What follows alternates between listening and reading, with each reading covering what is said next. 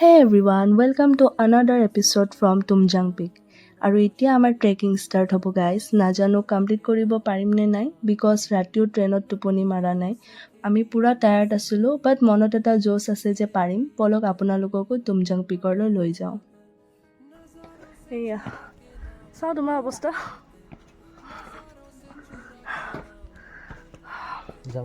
এনেকুৱা এক্সপিৰিয়েঞ্চ বহুত মানে ভাল লাগিছে, ভাগৰ লাগিছে। চাওক তুমজাঙৰ ৰাস্তা,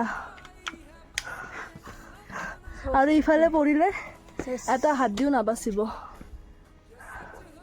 পুৰা খাই। আৰু আমি এনেকৈ 45 মিনিটছমান ট্ৰেকিং কৰাৰ পিছত আহি পালোঁ তুমজাং পিকৰ এণ্ট্ৰি গেট। ইয়াতে এটা এণ্ট্ৰি ফিজ লয়, কিন্তু আমি একো লোৱা নাছিলোঁ কাৰণ এই সকলোখিনি এজেঞ্চিৰ পৰা ইনক্লুড আছিলে, যিহেতু তেওঁলোকে এই সকলোখিনি কৰি দিছিলে। আমি অনলি ভিউৰ মজা লৈ লৈ ট্ৰেকিং কৰি আছিলোঁ, আৰু ইমান ধুনীয়া ভিউ গাইজ, কি ক'ম মানে। পুৰা খাই।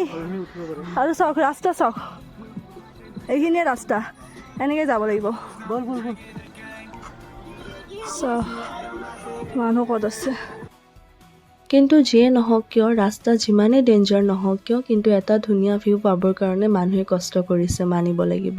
আৰু আমিও ফাইনেলি অসমৰ থাৰ্ড হায়েষ্ট পিকত আহি পালোঁ।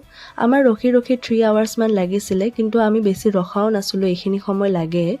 তাৰপিছতে আমি এতিয়া কৰি আছোঁ লাঞ্চ, আৰু এইখিনিও তেওঁলোকে প্ৰভাইড কৰিছিলে।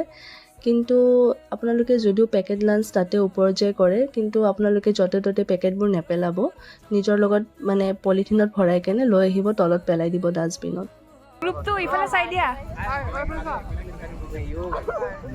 पेट पूजा भी हो गया और सुंदर व्यू भी मिल गया। अब फोटो नहीं खींचेंगे तो कैसे होगा?